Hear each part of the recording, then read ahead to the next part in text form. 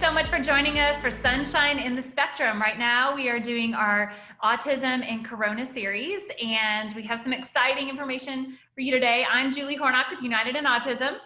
And I'm Dr. Regina Crone. I'm the founder of Therapy Beyond and a behavior analyst.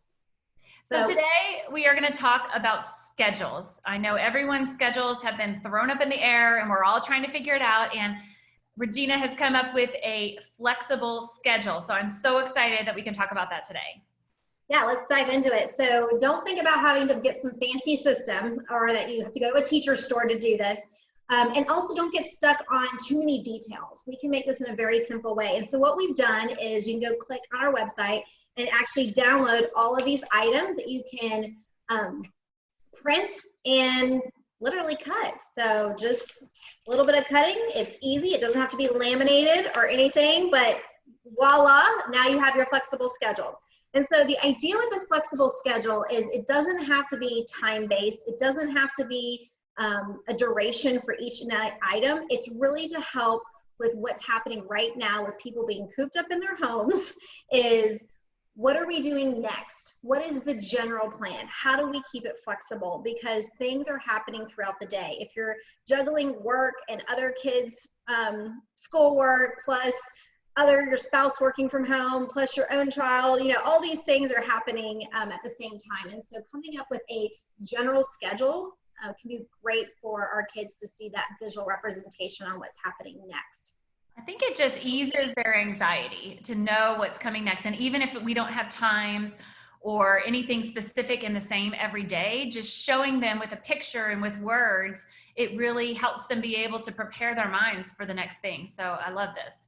Well, and why do the schedules fail? And I think some parents have already experienced this. If you've tried to like create a computer schedule for every day, we're going to start the course classwork at 9 a.m. We're going to eat lunch at noon, right? And then what happens when that piece of paper isn't what's happening? You kind of like, I can't do the schedule because it was too structured. It was too unrealistic, right? Or if you're printing off some schedules, just other people's examples, like it's very hard to come up with this schedule of fixed times and everything that's happening when it feels a little bit more chaotic than normal.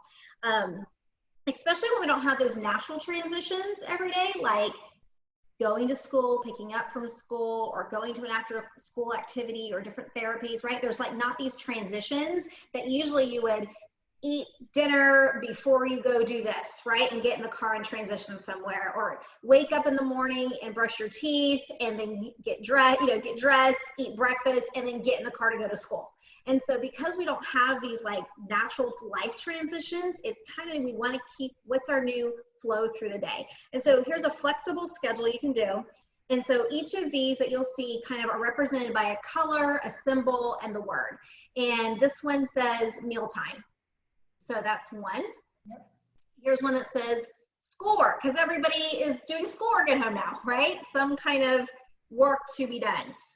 Here's one that says outside time, whether that's go for a walk or swing on a swing or go do chalk.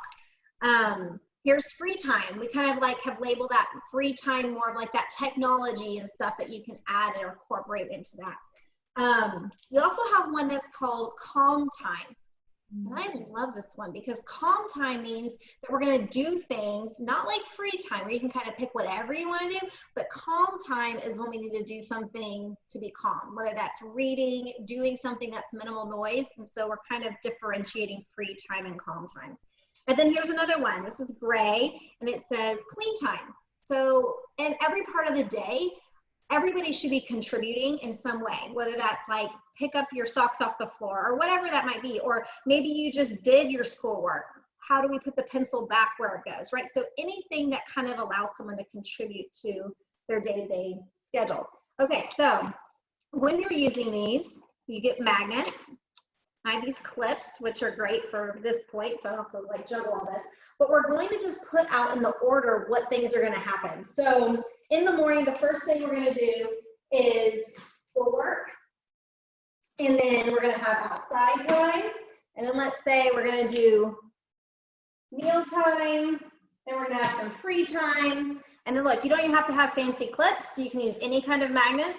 Then we're gonna have clean time, and then we're going to have calm time, right? There's my Dallas Cowboys magnet there. I just want to point out that there are no times listed. It is not starting at 9. So you can start when your child wakes up and when you're ready to start. Yeah. You can wake up at 11 o'clock and go straight to eating a brunch and then start the next thing, which is schoolwork. Yeah, whatever works. And for older kids, they like to sleep in. And I will tell you, my kids are not getting up until like 11 o'clock, which is crazy. But I don't even know how late they stay up because they're older. But we can start and have that school day. It doesn't have to look like it normally looks as long as it's working for the family.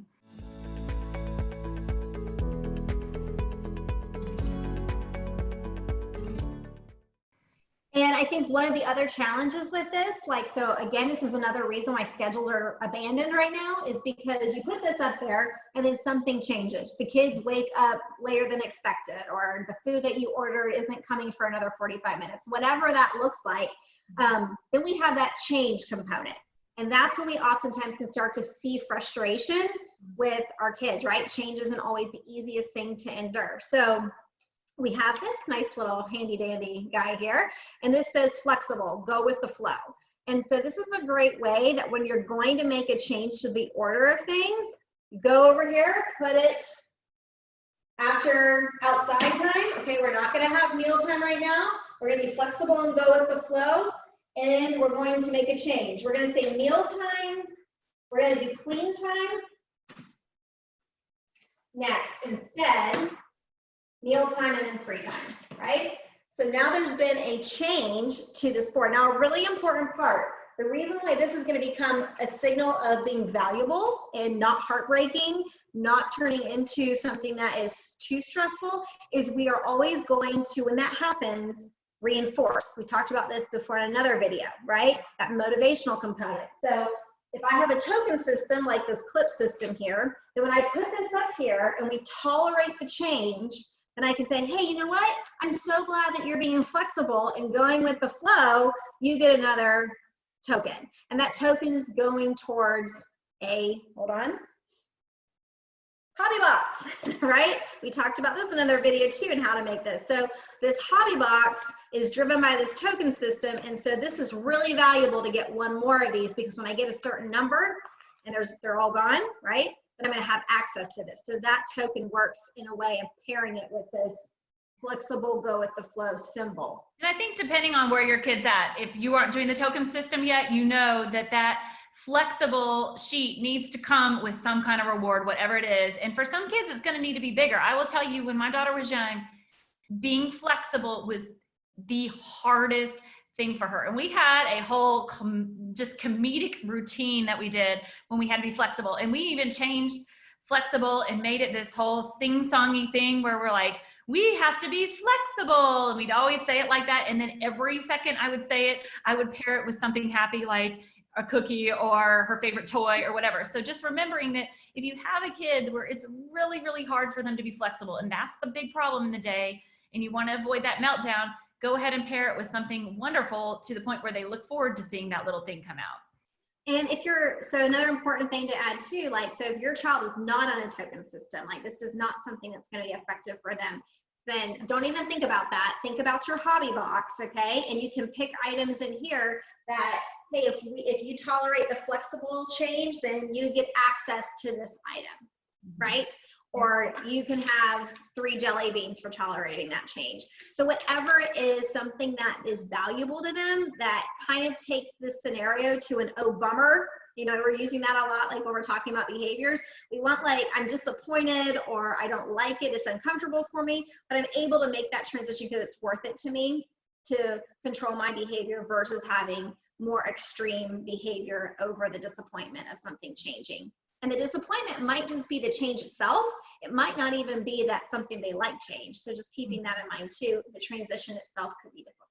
I wanted to add something too. I know with my daughter, when she was younger, one of the things that was really rewarding to her was numbers. She was obsessed and in love with numbers. And so you can, or times, if you have a child that's obsessed with time, you can have them on separate pieces of paper and actually place them up next to the activities, depending on if, and then when it changes, you can change those. So you make it so it can be easily changed. And if your child enjoys choosing the activities and when they want to do them, they could even be in charge of helping make those decisions if it works for your family.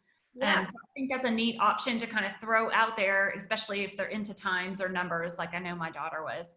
And then you mentioned transitions and how we don't have the same transitions as we had at school or in our day. But one of the things is you can make your own transition. Like I was thinking, you know, of being silly with it, like making it fun, like almost making like a gong, you know, where you have a pot and a pan, and in between them they get to run and they get to bang on the pot, and that symbolizes a transition. Just doing an activity that would be fun instead of a school bell that moves you on and symbolizes we're done with one thing and we're moving on to the next. And then that, instead of a tantrum, you get a child banging on something, you know, or feeling a part of it.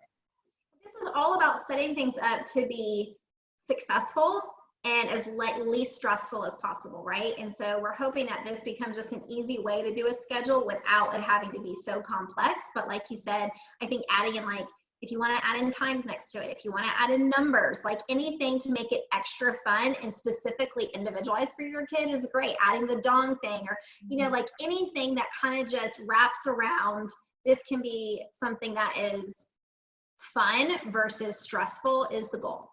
Yeah, so, absolutely. It's all about using their interest and what they're into and just making it the least miserable we can when we're home. And maybe it's even a time of growth where you learn a lot about your kid that you didn't know. So this has been super wonderful information. Thank you so much for sharing this with us. And if anyone has any questions, go ahead and post them below and I will tag Dr. Crone. And then also I'm going to put the link in the comments for you to print out this schedule that she has, so you don't have to do it. You can make one yourself, or you can print off hers.